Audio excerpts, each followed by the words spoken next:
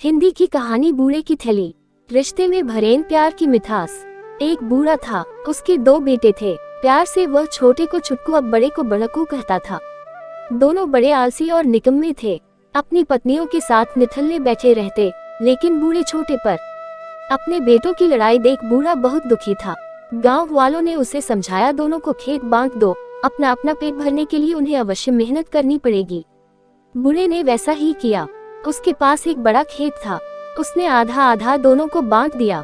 अब उनके आगे परिश्रम करने के अलावा कोई चारा न था। बूढ़ा एक महीने छुटकू के साथ खाना खाता और एक महीने बुड़कू के साथ।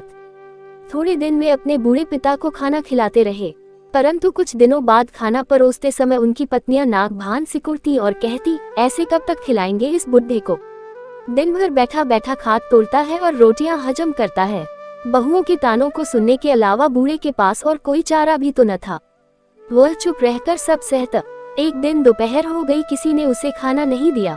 वह भूख से बिलबिलाता हुआ बोला, खाना दे दो बहू, आज खाना नहीं बचा है, शाम को खा लेना। बहू का ऐसा रुखा जवाब सुनकर वह दूसरी बहू के पास गया, उससे खाना मांगा तो वह बोली, इस महीने बड़ी के साथ खा रहे हो, मेरी बारी तो अगले महीने आएगी। बूढ़े ने घर छोड़ने का फैसला कर लिया। गांव के कुएं पर जाकर उसने पेट भर पानी पिया और डंडा टिकाता हुआ दूसरे गांव चला गया। लोगों का छोटा मोटा काम करके वह पेट भरने लगा। धीरे धीरे एक वर्ष बीत गया। उसे अपने बेटों का हाल जानने की उत्सुकता हुई तो वह पुनः अपने गांव आ गया। बूढ़े को इतने दिनों बाद देखकर उसके बेटों और बहुओं को बहुत आश्चर्य हुआ। बड़ी बहू ने उसे गौर से देखा। उसकी नजर कमर में लटकी थैली पर अटक गई। वह सोचने लगी, मजदूरी करके लौटा है बुढ़ा, इसकी पोटली रुपयों पैसों से भरी है। झट घूंघटकार आगे बढ़कर बोली, कहाँ चले गए थे पिताजी, आइए बैठिए, भोजन कर लीजिए। छोटी बहू ने जब ये सुना तो उसे बड़ी तसल्ली हुई। वह सोचने लगी, अच्छा हुआ मेरे घर आकर नहीं बैठे, वरना कौन करता बुढ़े की सेवा। छुटकू की नजर थैली पर कुछ देर से पड़ी। उसने यह बात अपनी पत्नी को बताई और बोला, देख, कल पिताजी को अपने घर बुला लाना, प्रेम से उनका दिल जीतने की कोशिश करना, वरना बुड़कू बहुत चालाक है, उसकी पत्नी भी बहुत चतुर है, पूरी थैली हजम कर जाएंगे वे दोनों। छुटकू बुड़कू वे दोनों बूढ़े की सेवा करने लगे। दोनों बहुएं खाने पीने का ध्यान रखने लगी। बूढ़ा उस थैली को कभी अपनी कमर से अलग न करता, सोते समय भी अपने तन से चिपकाए रखता। उसके बेटे और बहू की नजर उस पोटली पर अटकी रहती। एक दिन बूढ़े की मृत्यु हो गई। छुटकू और बुड़कू को पिता की मौत का गम नहीं था, परंतु दोनों को थैली खोलने की जल्दी पड़ी थी, जो मृत बूढ़े की कमर से बंधी थी।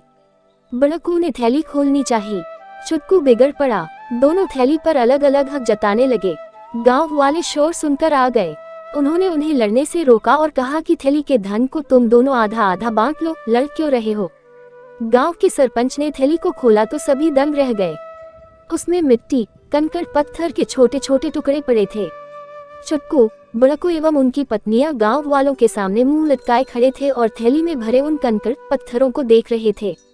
सरपंच बोला, मूर्खों, तुम्हारा पिता एक अच्छा इंसान था, परंतु तुम्हारे दुर्व्यवहार ने उसे यह कपट भरी थैली बांधने को मजबूर कर दिया। तुमने जो बुरा व्यवहार उसके साथ किया था, उसका फल तुम्हें मिल गया। उठो और अपने पिता के अंतिम संस्कार की तैयारी करो।